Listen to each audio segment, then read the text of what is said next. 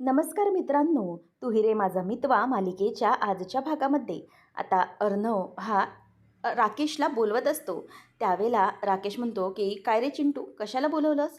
तेव्हा अर्णवला तो म्हणतो की हा रुमाल तुझा आहे ना, याच्यावर आर इनिशियल आहे. त्यावेळेला तो विचारतो की अरे बापरे, हा माझाच रुमाल आहे, पण हा तुला कुठे सापडला?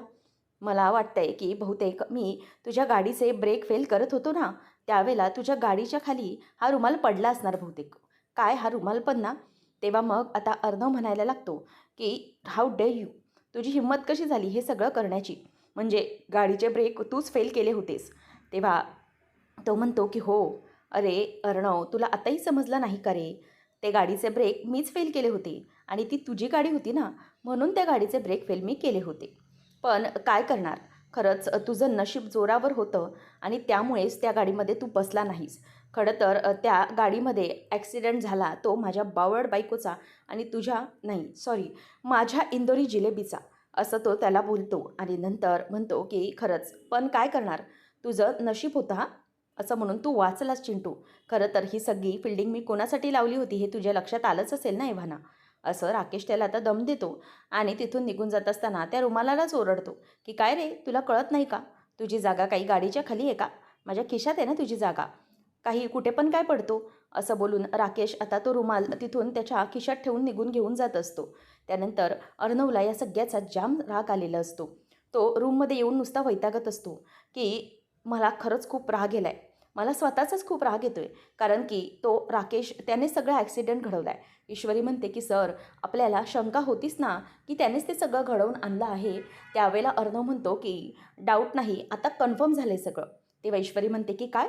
तो म्हणतो की हो, आत्ता खाली त्या सगळं त्याने माझ्यासमोर कबूल केलं आहे की त्यानेच तो अपघात घडवून आणला आहे आणि त्यानेच माझ्या कारचा ॲक्सिडेंट घडवून आणला आहे, म्हणजे त्यानेच ते ब्रेक फेल केले होते आणि मी काहीही करू शकत नाही आहे, याचाच राग मला जास्त येतो आहे. ईश्वरी आता त्याच्याकडे बघतच राहते आणि म्हणते की सर, प्लीज तुम्ही असा राग करून घेऊ नका, प्लीज शांत व्हा. तेव्हा अर्णव म्हणतो की कसा शांत हो मी, सांग ना मला. मला समोर दिसतंय की हा माणसाने मला त्रास केला आहे आणि या माणसामुळे माझ्या ताईचा आणि तुझा अपघात झाला आहे. तरीही मी काही करू शकत नाही. काही करायला गेलो तर ताईच्या समोर नजरेत मीच वाईट ठरेन. खरंच मला खूप वैताग आला या सगळ्याचा. असं वाटतंय ना, त्याला जाऊन चांगलाच जाब विचारावा, त्याला चांगलंच पोलिसांमध्ये टाकावं, पण माझे हात बांधले गेलेत. तेव्हा ईश्वरी त्याला समजवायला जाते, प्लीज सर, त्रास करून घेऊ नका. पण अर्णव रागात असतो आणि तिचा हात बाजूला झटकतो आणि तिचा हात बाजूला झटकल्याने तिला लागलेलं असतं म्हणून खूप त्रास होतो. ती आता म्हणते की सर, अरे आई गं, असं म्हणून ती आता ओरडायला लागते. कारण त्या बिचारीच्या हाताला लागलेलं असल्याने अर्णवने आणखीन त्या हाताला म्हणजेच झटकल्याने तिला त्रास व्हायला लागतो. तो म्हणतो की I am very sorry Indore, तुला त्रास झाला का? तेव्हा मग ती म्हणते की हो, थोडासा.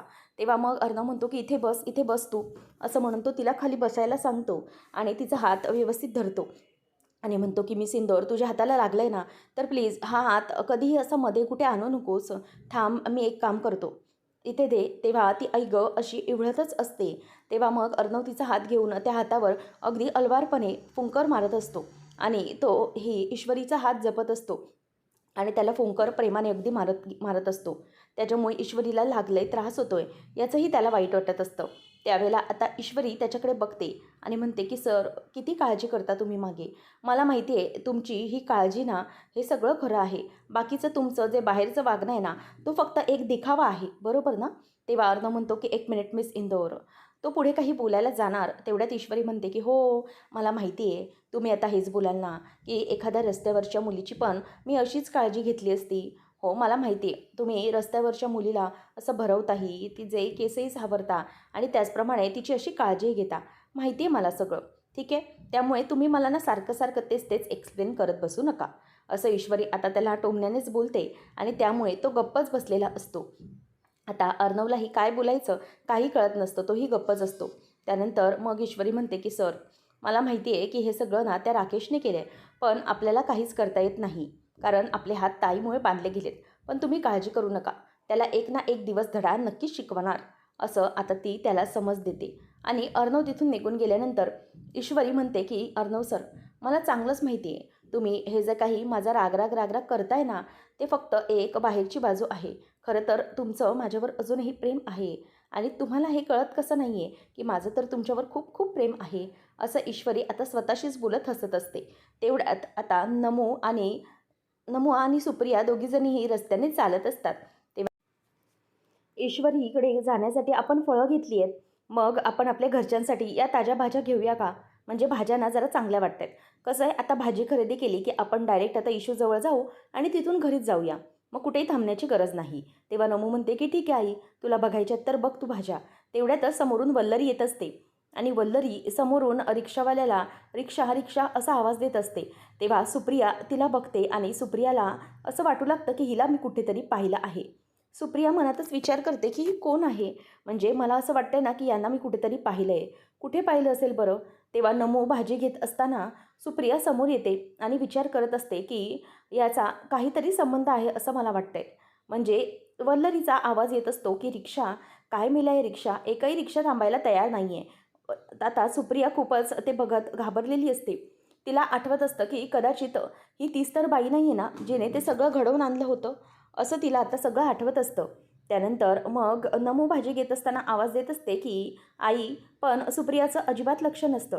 सुप्रिया म्हणते की बहुतेक हीच ती बाई असावी जिने माझ्या बाबतीत हे सगळं घडवून आणलं. मी जाऊन बघू का? असं म्हणून आता सुप्रिया पुढे पुढे येत असते आणि ती वल्लरीला म्हणजेच बघण्यासाठी पुढे येते. पण वल्लरी आता रिक्षावाल्याला चलो जल्दी अशी वैतागतच रिक्षातून बसून निघून जात असते आणि सुप्रिया तिच्याजवळ येण्याचा प्रयत्न करताच वल्लरी निघून गेलेली असते. सुप्रिया म्हणते की नक्कीच ही बाई तीच होती जिचा माझ्या भूतकाळाशी संबंध आहे आणि तिला सगळं आता आठवू लागतं. सुप्रिया मनातच म्हणते की हो, बरोबर हीच ती बाई, हिचाच होता तो चेहरा, मला हिचा चेहरा चांगला आठवतोय, हिनेच हे सगळं घडवलं असणार. तेव्हा मग आता सुप्रिया हे सगळा विचार करत असताना तिथे नमू म्हणते की आईला काय झालंय? आई अचानक अशी पुढे का निघून गेली? सुप्रिया म्हणते की हीच ती बाई होती कदाचित, जिचा माझ्याशी संबंध होता. पण नक्की हीच ती होती का? असा विचार ती करत असते. त्यावेळेला मग नमू म्हणते की आई, अगं कशाबद्दल बोलतेस तू? काय बोलतेस? त्यावेळेला आता सुप्रिया म्हणते की हो, हो हीच ती होती बाई. मग त्यावेळेला सुप्रियाला आठवतं की वल्लरीने कसं काहीतरी तिला करून गुंडाळलं होतं की तुम्ही इथे या, मग उद्या तुमचं कामच होऊन जाईल, असं अगदी प्रेमाने तिला सांगितलेलं असतं. नंतर नमू म्हणते की आई, अगं तू काय बोलतेस एकटीच? कोणती बाई? कशाबद्दल बोलतेस तू? नमूला ती म्हणते की नाही गं, काही नाही. आता पटकन ती भानावर येते आणि तिच्या लक्षात येतं नमूला मी यातलं अजूनही काही सांगितलेलं नाही, त्यामुळे आता हिला यातलं काहीही सांगायला नको. तर इथे आता या सगळ्याचाच विचार सुप्रिया करते आणि म्हणते की लवकरात लवकर या बाईचा शोध घेतला पाहिजे. जर ती बाई असेल तर हिला शोधलंच पाहिजे. आता सुप्रियाचे डोळे अगदी पाणवतात. पुन्हा तिचा भूतकाळ तिच्या समोर येतो. नंतर मग सगळेजण असताना अंजली म्हणते की खरंच मला खूप बरं वाटतंय. आज ईश्वरीमुळेच खरं तर आम्ही या सगळ्यांमध्ये बसली आहे. जर ईश्वरीने त्या दिवशी माझा जीव वाचवला नसता तर मी आज अशी सगळ्यांमध्ये बसले नसते, हसत खेळत नसते. तेव्हा मग मामा म्हणतो की जाऊ दे ना, सारखा सारखा तो विषय काढू नकोस अंजली, त्याने त्रास होईल तुला. तेव्हा मग ती म्हणते की नाही मामा, असं कसं? तेवढ्यातच राकेश म्हणतो की हो, बरोबर आहे अंजलीचं. खरं तर ईश्वरीजींमुळेच तिचा जीव वाचला आहे आणि माझी अंजली वाचली. खरंच ईश्वरीजी म्हणजे आमच्यासाठी ना देवी आहेत देवी. खरं तर त्यांनीच वाचवलाय जीव, असं म्हणून राकेश आता ईश्वरीचा हात हातात घेतो आणि तिच्याकडे अगदी प्रेमानेच बघत असतो. त्यानंतर मग आता राकेश हा म्हणत असतो की कितीही काही झालं तरीही ईश्वरीजींमुळे जीव वाचलाय, तर त्यांना थँक्यू तर तेवढं बोललं पाहिजे ना. त्यावेळेला मग आता अर्णव म्हणतो की ईश्वरी देवी नाही, बहीण. तेव्हा मग तो म्हणतो की काय? मग अर्णव म्हणतो की हो बहीण, बहीण आहे असं समजा. त्यावेळेला मग अंजली म्हणते की हो अगदी बरोबर, ईश्वरी तर माझी लहान बहीणच आहे बाबा. मग त्यावर लगेचच ईश्वरी म्हणते की ताई ठीक आहे ना, इतकं काय त्याच्यात? तेव्हा मग ती म्हणते की नाही ईश्वरी, तू काय केलंस तुला माहीत नाही आहे, म्हणूनच मला तुला थँक्यू तर बोलायचंच आहे. पण हे असं थँक्यू बोलतात ते साधंसुद्धा थँक्यू नाही, तर काही वेगळ्या पद्धतीने मला तुला थँक्यू बोलायचं आहे. त्यावेळेला सगळेजणं बघतच बसतात की नक्की अंजू काय बोलते. तर ईश्वरी म्हणते की नक्की कशाबद्दल, काय ताई त्याची काय गरज आहे? तेव्हा अंजली म्हणते की नाही, ईश्वरीला मी ना थँक्यू बोलणार आहे, पण वेगळ्या पद्धतीने. मी ईश्वरीला ना थँक्यूसाठी पार्टी देणार आहे, म्हणजेच तिच्यासाठी पार्टी ऑर्गनाईज करायची आहे मला. तर हे ऐकल्यानंतर ईश्वरी तिच्याकडे बघते आणि म्हणते की ताई मला जे हवं आहे ते मिळेल? तेव्हा मग ती म्हणते की हो नक्कीच, का नाही मिळणार? तेव्हा कोणाकडून काय हवं आहे असं बोलल्यावर ईश्वरी आता अर्णवकडे बघते आणि म्हणते की अच्छा, म्हणजे तुला चिंटूकडून काहीतरी हवं आहे तर. ठीक आहे, जर चिंटूने तुला ते दिलं नाही ना, तर मग तू मला सांग. मग मी बघते काय करायचं ते चिंटूचं. असं म्हणून आता ईश्वरीला ती सगळं काही मुभा देते आणि ईश्वरी मात्र आता गालातल्या गालात हसत असते. कारण की अर्णवकडून ईश्वरीला काहीतरी हवं आहे हे त्याच्या आता लक्षात आलेलं असतं. म्हणून तो गप्पच असतो, तो पुढे काहीही बोलत नाही. नंतर रूममध्ये असताना अर्णव ईश्वरीला विचारतो की तुला काय हवं आहे, म्हणजे तू ताईला खाली काहीतरी बोलत होतीस, नक्की तुला काय हवं आहे माझ्याकडून. तेव्हा ईश्वरी म्हणते की सर ते सरप्राईज आहे आणि सरप्राईज मी तुम्हाला असं कसं सांगणार ना, त्यामुळे मी आता तुम्हाला काही सांगत नाही. मी तुम्हाला जे काही सांगितलं आहे ते नंतर सांगणार आहे. त्यामुळे आता काहीही उगाच तुम्ही त्याबद्दल विचार करत बसू नका. मी जे काही बोलेन मागेन ते त्यावेळेला तुम्हाला समजेलच ना, असं ईश्वरी अगदी कॅज्युअली त्याला बोलून दाखवते. त्यामुळे तो गप्पच बसलेला असतो. आता त्यानंतर नम्रता ही भाजी घेऊन निघत असते. त्यावेळेला सुप्रियाच्या मनात विचार सुरू असतात की आता इशूच्या घरी जायचं आहे, पण जर अर्णव तिथे असेल तर. त्या सगळ्या गोष्टी डोक्यात फिरत असतात. ईश्वरी आता वरती असते. सुप्रिया आणि नमू दोघीजणी घरी येतात. तेव्हा आकाश समोर येतो आणि म्हणतो की अरे काकू, नम्रता या ना तुम्ही. तेव्हा ईश्वरीला भेटायचे असं म्हणून काकू आलेली असते. तेव्हा तो म्हणतो की हो हो या, शुअर या. तेव्हा मग दोघीजणीही आतमध्ये येत असतात. त्यावेळेला नमू बघते आई थांबलेली असते, म्हणून तिला विचार पडतो की नेमकी आई इथे का थांबली आहे. तेव्हा ती म्हणते की आई चल ना आतमध्ये.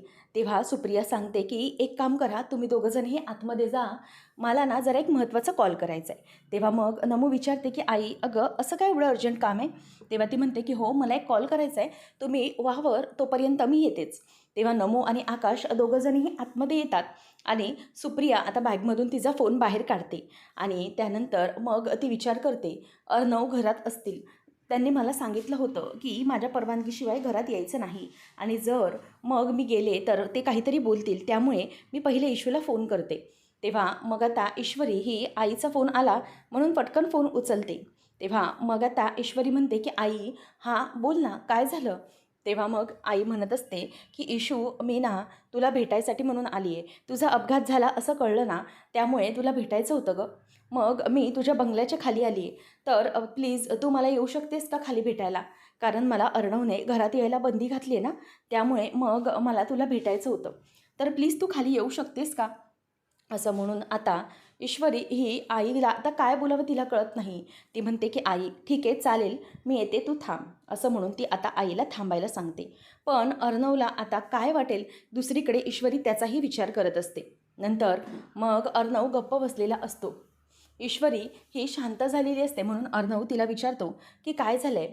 तेवढ्यातच आई म्हणते की मी खाली वाट बघते, तू ये. तेव्हा सुप्रियाचा फोन ती ठेवते आणि नंतर मग म्हणते की हो आई मी येते.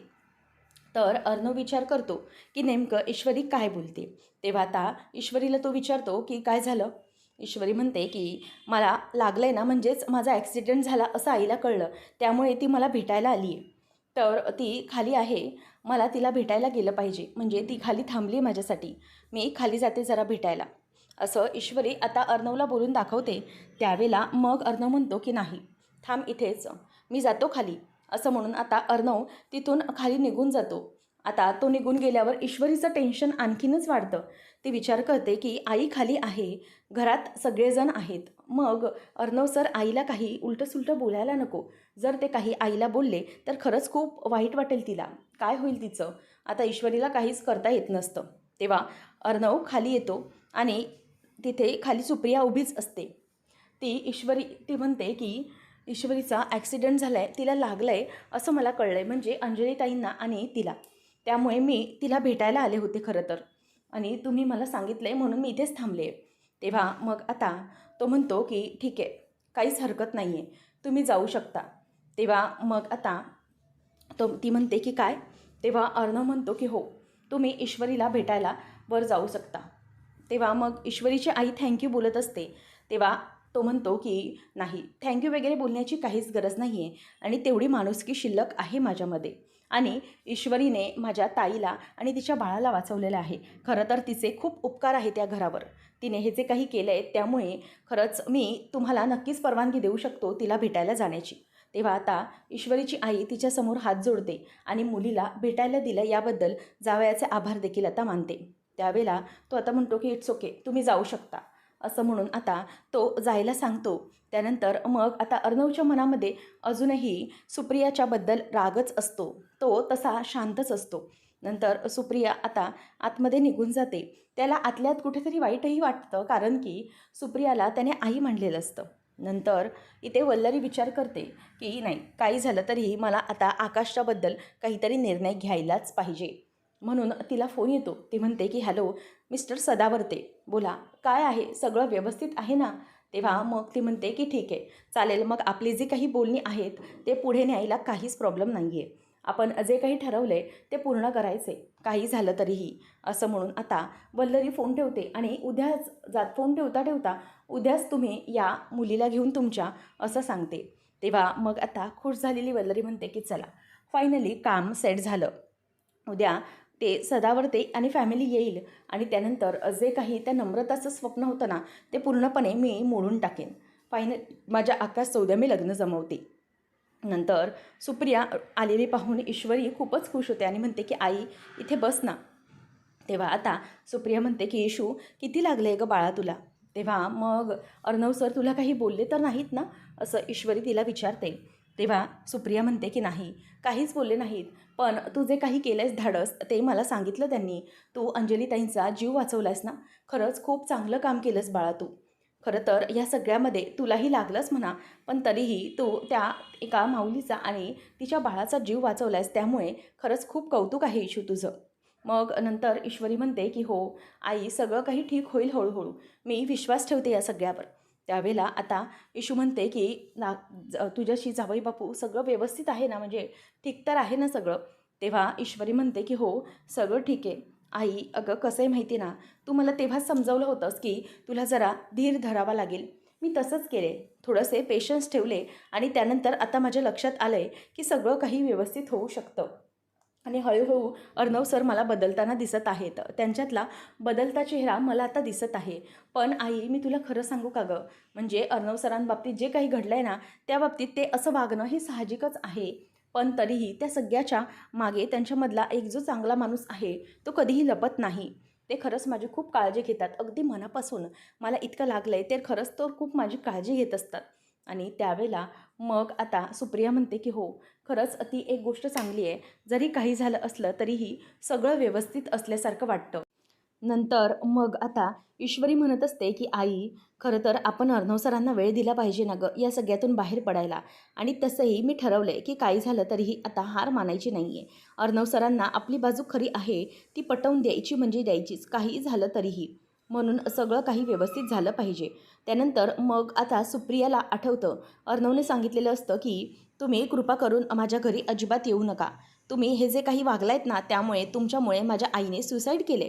हे सगळं आता त्याचं वाक्य आठवतं. मग नम्रता कुठे आहे गं असं इशूला ती विचारते.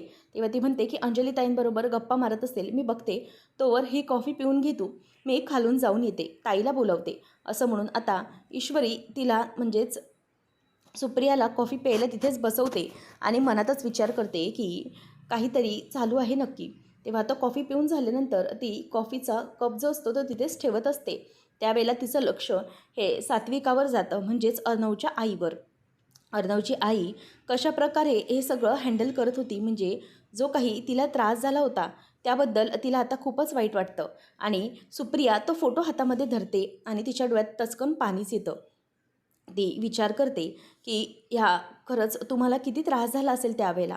मला माहिती आहे की तुम्ही खूप त्रासलेल्या होतात.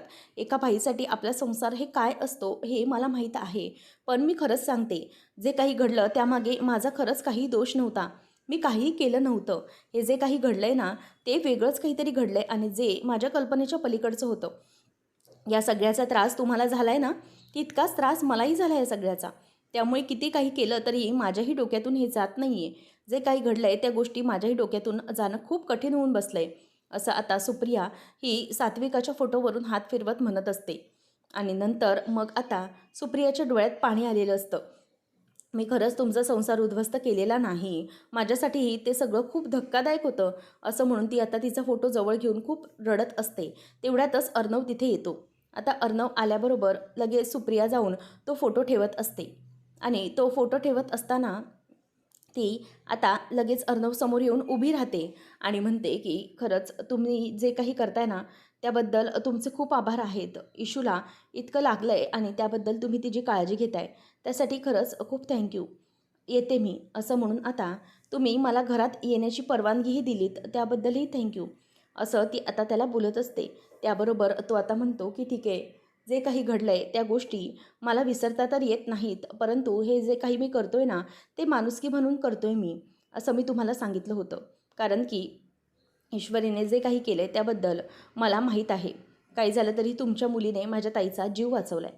पण एक गोष्ट आणखी तुम्हाला मला सांगायची. तेव्हा सुप्रिया म्हणते की काय? तेव्हा अर्णव तिला म्हणतो की फक्त एकच गोष्ट आज करा, की आजच्या पार्टीमध्ये प्लीज तुम्ही येऊ नका. असं म्हटल्यावर आता सुप्रियाला खूपच वाईट वाटतं. पुढच्या भागामध्ये आपण पाहणार आहोत, ईश्वरी आता विचार करत असते की नाही, काही झालं तरीही मला सरांना आकाश सर आणि नम्रताईच्या प्रेमाबद्दल सांगितलंच पाहिजे. त्यांचं हे जे काही एकमेकांबद्दलचं नातं आहे, त्याबद्दल मला अर्णव सरांशी लवकरात लवकर बोलून घेतलं पाहिजे. नाहीतर खूप उशीर व्हायचा. आता तिचं हे बोलणं वल्लरीने ऐकलेलं असतं आणि वल्लरी ही तिथून मागूनच बोलत असते की अच्छा, म्हणजे हे सगळं जे काही करायला जातेस ना तू? नाही, पण काही झालं ना तरीही तुला मी आता सोडणारच नाही आहे. तुझं हे स्वप्न मी कधीच पूर्ण होऊ शकत नाही. माझ्या आकाशचं लग्न मी दुसरीकडे लावणार म्हणजे लावणार. आता बघ मी काय करते ते. पुढे तुला समजेलच की वल्लरी काय काय करू शकते. आता वल्लरीने ठरवलेलं असतं की काहीही करून लवकरात लवकर आकाशला दुसऱ्या मुलीचं स्थळ बघायचं म्हणजे बघायचंच. तिचं हे स्वप्न पूर्ण होऊन देणार नाही असं ती म्हणत असते. तर अर्णव हा खाली बसलेला असताना ईश्वरी त्याच्या बाजूला घुटमळत असते आणि आजूबाजूला फिरत असते. तेव्हा अर्णव तिच्याकडे बघून म्हणतो की व्हॉट्स रॉंग विथ यू? काही झालं आहे का? तुला काही बोलायचं आहे का माझ्याशी?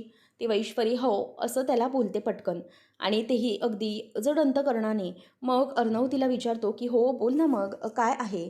कशाबद्दल बोलतेस तू बोल. तेव्हा ईश्वरी आता गप्पच बसते आणि म्हणते की नाही नाही, काही नाही. मग ती पुन्हा तिथून मागे निघून जाते आणि दरवाजाच्या बाहेर जाऊन उभी राहते. आणि अर्णव विचार करतो की व्हॉट्स रॉंग विथ हर? हिचं काय चाललं आहे काय मगासपासून? नंतर ईश्वरी विचार करते की कसं सांगू मी आता अर्णव सरांना? नमुताई आणि आकाश सरांबद्दल कसं सांगू? हे असा विचार तिच्या डोक्यामध्ये सुरू असतो. नेमकं आता पुढे काय घडणार पाहणं रंजक ठरेल. अशाच अपडेटसाठी चॅनलला नक्की सबस्क्राईब करा. धन्यवाद.